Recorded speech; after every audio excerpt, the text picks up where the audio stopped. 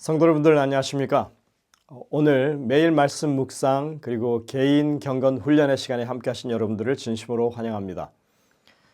하나님께 가까이 하는 것이 복이라고 성경은 말씀합니다. 하나님과의 동행을 말하는 것입니다. 오늘도 주님과 함께하는 복된 삶을 살게 되시기를 간절히 바랍니다. 함께 기도하시고 시작하도록 하겠습니다. 하늘에 계신 아버지 하나님, 오늘도 우리와 함께 하시는 주님에 대해서 우리의 믿음이 흔들리지 않도록 말씀 안에서 굳건하게 설 수 있는 저희 모두가 되게 인도하시고 또 주의 뜻을 먼저 생각할 수 있는 저희가 되게 인도하여 주옵기를 예수님의 이름으로 간절히 기도드립니다. 아멘. 오늘은 7월 2일 수요일입니다. 모세가 태어나다. 여러분들 어제부터 제가 반팔로 이렇게 말씀을 드리고 있습니다. 제가 지금 촬영하고 있는 이 스튜디오가 여름에는 에어컨이 되질 않아서 이게 긴 양복을 입었을 때는 아주 땀으로 범벅되기 때문에 할 수 없이 양복 옷들을 벗었으니 양해해 주시기 바랍니다. 출애굽기 2장 1절부터 10절에는 모세의 탄생과 어린 시절의 이야기가 담겨져 있습니다. 히브리 산의 아이라면 살아남지 못하는 그런 상황 가운데서 모세가 어떻게 생존할 수 있었는지를 분명하게 설명해 주고 있습니다. 우리는 이런 이야기를 읽으면 하나님의 인도하심과 보호하심에 대한 증거를 찾을 수 있게 됩니다. 모세의 출생과 생애에 대한 역사적인 배경은 흥미진진한 이야기들로 가득 차 있습니다. 그것은 그가 유명한 이집트 제18왕조 시대에 살았기 때문에 그렇습니다.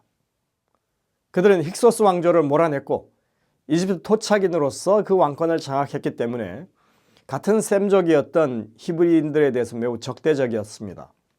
그리고 이 왕조의 투트모스 3세는 이집트의 이 나폴레옹처럼 그렇게 불릴 정도로 아주 고대 이집트에 있어서는 가장 유명한 그런 바로 중에 한 명으로 손꼽힙니다. 바로 모세와 같은 시기에 살았고 먼저 왕이 되었던 그런 사람입니다. 어쩌면 모세가 그의 뒤를 이을 수도 있었을 것입니다. 만약 그랬더라면 모세가 더 능력과 그리고 영향력이 많은 그런 왕이 되었을지도 모르겠습니다. 모세가 태어날 당시에는 이미 사형령이 내려져 있었죠. 하지만 이 갓난 아기인 모세는 이 특별한 아이였다고 기록하고 있습니다. 출애굽기 2장 2절에 보면 이렇게 말합니다. 그 여자가 임신하여 아들을 낳으니 그가 잘생긴 것을 보고 석 달 동안 그를 숨겼으나, 성경은 갓난아기 모세를 가리켜서 잘생겼다고 표현하고 있습니다. 다른 번역에는 특별하다고 이렇게 말하고 있습니다. 여기에 사용된 히브리어는 토브라고 하는 단어인데 외형적으로 아주 아름다움 그 이상을 의미하는 그런 단어입니다.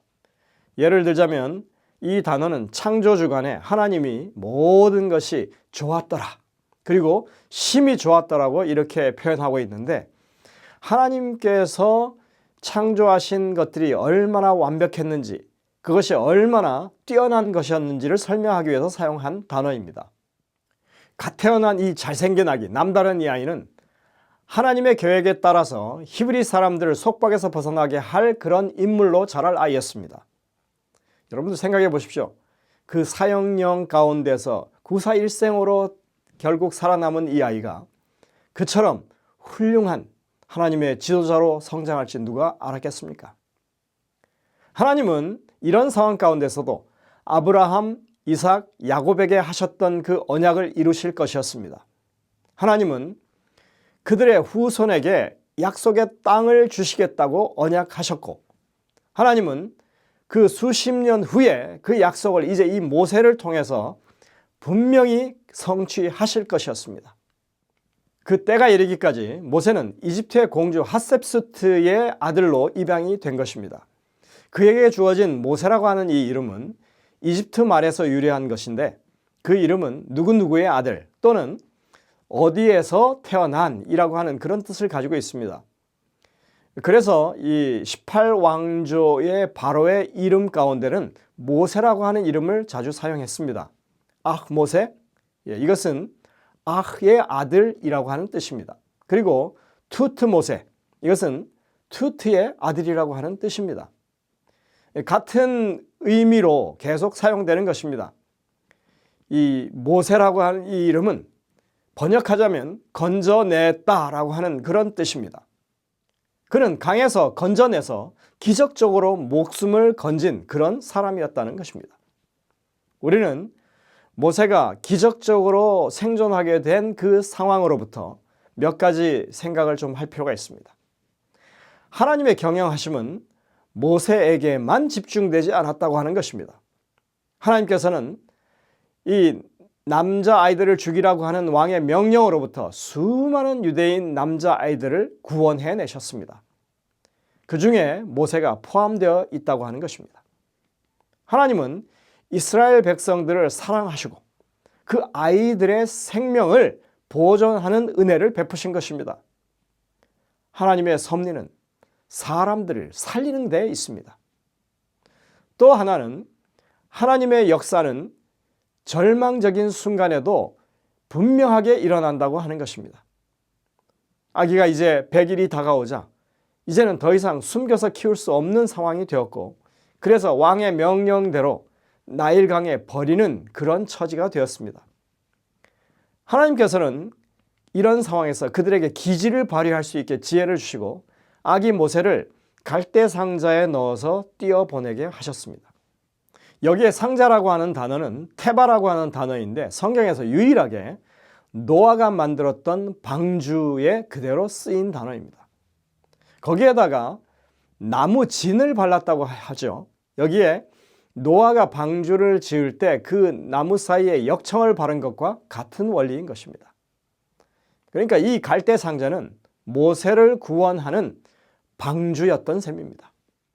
시포라와 부하라고 하는 두 산파를 통해서 갓난 사내 아이들의 목숨을 건지도록 하신 일, 그리고 갈대 상자를 만들어서 띄워서 내려보내게 하는 지혜, 이게 왕의 공주가 때마침 그 순간에 강가에 나와서 모세의 상자를 발견하게 되는 일, 또 공주가 그 아이를 보고 불쌍한 마음을 가지게 하는 일, 그리고 모세의 누나였던 미리암의 제안을 공주가 받아들이는 그런 일, 또 친모인 요게벳이 모세를 직접 양육하게 된 이런 모든 상황 하나하나가 그 어느 것 하나도 그 경우의 수에 맞지 않았다면 모세는 결코 생존할 수가 없었을 것입니다.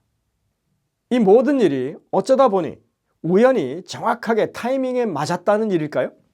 결코 그럴 수가 없습니다. 이 모든 과정에는 하나님의 적극적인 개입하심이 그 순간순간마다 그의 붙드시는 그 손길에 의해서 이루어졌다고 밖에 생각할 수 없는 것입니다. 하나님을 진실히 믿는 사람들에게 우연이라고 하는 것, 어쩌다 보니 하는 그런 일은 없습니다. 실제로 우리의 삶 자체가 하나님의 개입과 섭리에 의한 것이라고 하는 사실을 우리는 깊이 고려할 필요가 있습니다. 그 상황이 우리가 순탄한 상황이든 혹은 역경에 처한 상황이든 상관없이 하나님은 우리가 처한 그 상황 깊숙이 들어와 계시고 거기서 역사하고 계신다고 하는 것입니다. 최근에 유행하고 있는 요게벳의 노래라고 하는 그 노랫말에서도 알 수 있듯이 어린 모세를 자신의 품에서 떼어내서 이제 갈대 상자에 넣고 자신의 손에서 그 아이를 떠나보내는 순간 요게벳의 마음은, 그 믿음은 이제 자신의 손을 떠나서 하나님의 손에 그 아이의 모든 운명을 맡긴다고 하는 그런 심정이었다고 하는 것을 우리가 생각할 수 있는 것입니다. 오직 하나님의 손에 의탁하는 길만이 그 아이를 살릴 수 있고 하나님의 뜻이 이룰 수 있는 그런 일이라고 하는 사실을 이 요게벳은 알았고 또 우리가 그것을 생각할 수 있는 것입니다. 우리는 모세의 어린 시절에 대해서 사실 몇 가지 사실만 알고 있을 뿐입니다. 기적적으로 공주의 손에 의해 구원을 받아서 입양된 후에 모세는 처음 12년 동안 자신의 어머니의 품에서 양육받게 되죠. 정말 하나님의 특별한 섭리가 있었던 것입니다. 그 이후에 모세는 이집트의 이 다음 바로가 되도록 준비하기 위해서 이집트 최고의 교육을 받았다고 이 보조와 선지자에는 설명하고 있습니다. 우리가 모세의 생애를 이렇게 간략하게 요약해 보면 이집트 왕궁에서 40년, 그리고 광야에서 40년, 그리고 마지막으로 출애굽 후에 이 가나안 여정에 40년을 보낸 것을 알 수 있습니다. 처음 왕궁에서 40년을 보내는 동안에 분명하게 차기 바로로서의 그런 왕제 교육을 받았습니다. 나라의 최고 지도자로서 모든 분야에 걸쳐서 고등 교육을 받는다고 하는 것 너무나 당연한 일 아닙니까? 그러나 그 후에 하나님은 모세를 광야로 불러내셔서 다시 40년 동안을 하나님의 방식대로 교육하시는 것을 우리가 생각해 볼 수 있습니다. 이 세상의 교육과 학문은 일부 유용할 수도 있지만 궁극적으로 볼 때 이러한 교육의 대부분이 정말 중요한 것, 곧 하나님과 그분의 진리에 대한 지식을 얻는 데 불필요하거나 심지어 방해하는 역할을 할 수도 있다고 하는 것이 참으로 놀라운 일인 것입니다. 오늘 영감의 교훈에 보시면 모세의 교육에 대해서 이렇게 언급하고 있습니다. 모세는 바로의 궁정에서 최고의 시민적, 군사적 훈련을 받았다. 국왕은 양아들을 후계자로 삼기로 결심했고 청년은 그의 높은 지위를 위하여 교육을 받았다. 모세가 애굽 사람의 학수를 다 배워 그 말과 행사가 능하더라. 사도행전 7장 22절에 이렇게 말합니다. 군대 지휘관으로서 그의 능력은 애굽 군대의 총애를 받았으며 비범한 인물로 일반에게 알려졌다. 사단의 목적은 좌절되었다. 히브리인의 자녀를 죽이라는 그 명령을 하나님은 미래의 지도자를 훈련하고 교육하는 일에 활용하셨다. 모세가 그 어린 생명을 보전하는 모든 그 위험의 순간순간마다 하나님의 특별한 보호하심이 함께했다고 우리는 분명히 믿을 수 있습니다. 그러나 여러분들, 사단이 아무 일도 안 하고 두 손 개고 있었겠습니까? 분명히 그 순간순간 구비구비마다 모세의 생명을 빼앗기 위해서 또는 그가 어떤 다른 삶의 기회를 얻지 못하도록 하기 위해서 최선의 노력, 할 수 있는 모든 일을 다했을 것입니다. 하지만 하나님께서 직접 관여하시는, 그리고 하나님께서 이루려고 의도하시는 일에는 사단의 그 어떤 역사도 성공을 거두지 못한다고 하는 사실, 우리는 그것을 분명하게 기억해야 합니다. 하나님은 계획하신 일들을 이루시기 위해서 오늘날에도 여전히 강력하게 역사하십니다. 그렇게 하나님을 더욱 굳건하게 신뢰하고 또 여러분들이 주님을 의지하는 그런 삶을 살게 되시기를 간절히 바랍니다. 기도하시겠습니다. 하늘에 계신 아버지 하나님, 우리가 모세의 경우를 통해서 볼 수 있듯이 이 땅에 태어나는 모든 생명마다 하나님의 특별한 섭리가 함께 하신다고 하는 것을 생각하게 됩니다.